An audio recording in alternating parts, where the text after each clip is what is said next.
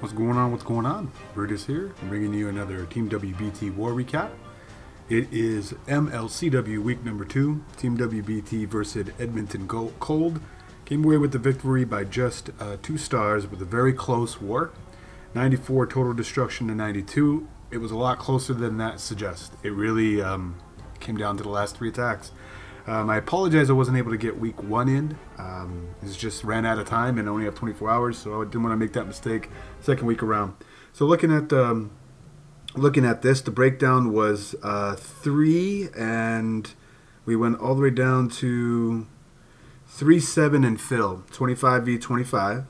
Edmonton Code were able to get the top Town Hall 11s doubled, and then they had one 10 v 10 3-star, but they left 1, 2, 3 Town Hall 10s uncleared, and really this would have made it 70 and we would have won on percent. If that last dip fail went through, that would have been a more better representation of really how the war went. And then of course all the 9s were cleared. For for Team WBT we have the top 3 Town Hall 11s doubled, and then we also had one 10 v 10 3. We left 1, 2 right there, 2 Town Hall 10s uncleared. And for the dips, that's really what this war was. I mean, we did not do very well on the 9 game, but our 11s really came out on top. Only 2 dip fails, but a heartbreakers at 94 and 96. When you take a look on the other side, though, they had 3 dip fails, with the last one actually being it. If you take a look at the last 3 attacks right here, we were behind. We needed to be perfect on all of our attacks towards the end, and we were. And you can see that they had a chance to pull away, and we needed a 10 on 10 3 towards the end, which Conti Balls pulled out, and that's what we're going to start this replays with. So let's start with the man. I really believe that this one right here was the game winner. I mean, it's a team effort. Don't get me wrong on that aspect, but anybody will tell you that when you're in 10 and 11 game, the last few attacks, man, you gotta have cold blood, man, for sure. Nerves of steel in order to pull down those wins. And 10 v 10, even though this is a bitch attack, it's they're not guaranteed, and it's still very relevant attack. It's still difficult to do. You do definitely got to get your funnel down correctly, but I mean, there's so much that can go wrong with it, and so much that's out of your control at a certain point once you lay down all your spells. So this was really big, really good execution, freezing the Hound, CC, Queen, and Infernal Tower all at once, and then having by the time it's unfrozen, a wad of bowlers just erase that section there, and purposely done by making sure the Queen stays on the outside, rather than the core, because you could get to both Infernal Towers. Exploit of the base is what we were utilizing with this. But if the Queen has more value being on the outside, she doesn't get hung up on the Hound. As you can see, she still has her ability, and she's cleaned up basically the entire bottom side. Pops the ability here, but he still has a ton of bowlers up in the middle, and a few Larry Makers going around just to help reinforcing that. Unbroken Golem, I mean, you can see it right here. The decision to keep that Queen on the outside was just so gangster. I really like the freeze, though. I mean, for me, that was the most beautiful thing, and it was a nice development of 10 on 10, where there was one strategy, I believe it was Indie Nomad or Indie, that went first with this and just came up very shortly. So a few adjustments and then pulled off this 3. Clutch too, last 5 minutes of the war and the last 10 on the last 10 attack we had, and it needed to clear in order to force a percentage. So nice job, Conti. Let's back out of here. Let's go down some and look at some interesting ones that I thought. I believe it was Tampanema. Yeah, it was this one. A Valalo. I thought this was quite interesting. There was a few attacks that I saw on this 9-on-9 action that caught my eye. It's just something you don't see all the time. I'm kind of sick to death with just the loons everywhere, and I'm not a hater. I'm not a hater on the loons. I know they're OP, but I guess that's pretty much what I do as well. So, but it's nice to watch other strategies, something like this, with variations of Valks. Or even witches, which I have another one for. It's just, it's rare to see them, so maybe I gravitate more towards the ones that I don't see a lot of. But nice job with the Valkyries. The other thing that I thought was really interesting about this that didn't go exactly according to plan. It looks like it starts off well and then is about to fizzle. But he's going to Lalo the base with 2 hounds and 13 loons versus 3 air defenses. And I know I'm currently doing something like that as well with the heal spell, but he doesn't have a heal spell. But that can just tell you just how great this plan was. He only now pops his BK ability, which will beat through or take that last jump and get the 3rd of the 4 air defenses. But there's still 3 air defenses up and only 2 hounds. Queen is on the right side. She's done. And he's hanging on to 3 loons for the back end just in case. But you know, basically that's just not unheard of. You don't always see that. Usually you have a heal involved with this, but he didn't have it, and so he had enough. He took care of the loons by making sure they stayed behind the tanks of the hounds most of the way, and then is very patient with his last 3 loons that he's holding on to here because he has a Tesla farm at top. When I was watching this, I was like, man, I don't know if he's going to get this. And I believe a bunch of Larry traps come up, and he decides he's so confident that he has it, he decides to hold on to his poison. But right here, you know, then he sends those last 2 loons down, fishes out 2 Black Sams. Some Larrys are working on it. He could drop down the poison and do it, but you know, with the wizard up top and a wad of minions down low, you know, he's definitely got that. But very interesting raid. I have respect for something that we just don't see what the current meta is out there.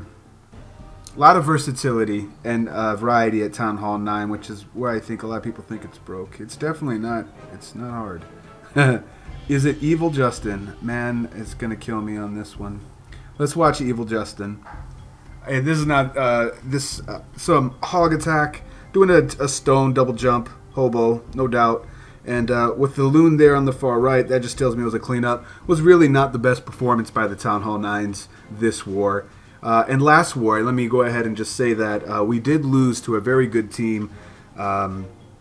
It just wasn't our showing. We wasted. What happened with that war is our the Town Hall 9s for Team WBT did very well in that war. Our Town Hall 10s, though, myself included, being a part of that war, we just shit the bed on the Town Hall 11 game. Like doubling the Town Hall 11s, I think we, as a group, collectively, and I was a part of it, we wasted about 6 or 7 Town Hall 10 attacks, and it hurts. And they didn't. You know, they were able to get a lot more 10 attacks saved up for 10 on 10 attempts, and we just simply didn't. And it costed us the war. So nice job to the week 1 victors for that. And so it was a little different to see on this war where our 10s were on point for our 10 on 11 game, but our 9s just weren't right there. So really, I think we're overdue a war where we have every Town Hall levelness firing on all cylinders, both 9, 10s, and 11s. 11s did a nice job this war as well. As you see, that second jump really taking advantage of getting into 5 compartments up there up top. There's no excuse that he won't have access to anything remaining on the base, with the exception of the 2 air defenses at the very top. He's got 9 hogs for that. So, I mean, he can just sprinkle in the hogs and get the fuck out of there. We'll go to times 2 for cleanup, because definitely overkill from here. But there were some witches, some go-wee-wees, some shattered go-wee-wees. I don't know about you guys, but there's a lot of nostalgia for me when I see those type of army compositions. You know, witch heavy at Town Hall 9, because Stone go-wee-wee was OP. Was definitely, you know, the bomb clan. So here's that one of those attacks that I was talking about. It was King Mikey. Oh, it's King Mikey did 2 of them. We'll end this recap with 2 of King Mikey's. Really good attacks too, and very different from each other. So picking it up on the Town Hall 9 action, we have what I was just talking about, a shattered go-wee-wee. Oh, I'm sorry, a stone go-wee-wee. Make sure we count all these golems up before I keep going. Shattered. Oh my god, that there was a golem down here. Shattered. But back in the day, Stone Go-Wee-Wee was just like, it was the bee's knees, man. Really was. Witches were definitely a lot of fun to use back in the day. So, but they're still definitely viable with having the giant bombs not be triggered by Larry's. On the right base, you can still do a lot with them, man. You really can. As we take a look at this one, it's definitely overkill with the funnel on the bottom. He's got more than enough troops in the core. There was never a doubt in this attack where his decision to use the double jump for this base. I mean, he has so many Larrys on the bottom, no splash in sight, and all the bowlers stew up in the core doing work, and both abilities stew in hand, with a wad of meat shields coming in the core as well as the top side, and there is no splash defense left. Just handedly wrecked the base. Go to ×2, nice job. And then so you see something like this, and you know, I know some people are out there that are of the opinion that spam doesn't mean skill, and this attack is like, it's too easy, it doesn't require, you know, a lot of forethought or skill to it. And I disagree. And then, you know, it takes someone to take something that's that easy and exploit it, that you can just use. I feel that GoWiWi is such an overpowering attack on the right base, and it requires a skill to identify that. And then I thought it was great contrast to look at King Mikey here, who we just saw do a shattered, one would say, spammy attack. And here he is doing a queen walk with a delayed healer. And dragging back in Lalo. And it doesn't go according to plan. He has to adjust a little bit. Watch this. He loses queen. So obviously 4 rages were meant to get the most out of this walk. You can see that he could round the entire corner and come down here and get all of that. Meanwhile, he's already started on the dragons and loses track of his queen. She goes down, and now he has a oh shit moment. Loses the BK, and now he has 4 rages that were meant for his walk that are now gone. So he has to adjust on the fly and start plopping them down for these dragons, because these healers mean nothing. And then he starts his Lalo with a cleanup wizard on the back end. I mean, this is all ad-lib, adjust on the fly time. And so when I saw that back to back like that, I was like, that's pretty impressive. Plus, it's I think it takes a lot of skill to be able to adjust on the fly like this. And he still pulls it down. Check out this little super wizard going on right here at the top. That's pretty funny. I mean, I wish I would have seen this raid the way it was intended. Like how much it really would have wrecked. Because, you know, losing your queen so early on in the raid, it makes me wonder just what it would have looked like as we go to ×2 here. He didn't lose his queen. Nevertheless, highly impressive, King Mikey. That was really nice. I really enjoyed both those raids, man. Well, that'll do it for this recap video. ML Minor League Champions War League. I think it's Season 3, week number 2. Team WBT versus Edmonton Cold. I am also participating in the 10-on-10 All Town Hall 9 Clash Bash. I'm looking forward to that. You can expect some more, some videos of that coming up. That's going to be a lot of fun. Yeah, anyway, once again, it's Brutus. Reminding you, you got to be better than a double, and I'll check you next time.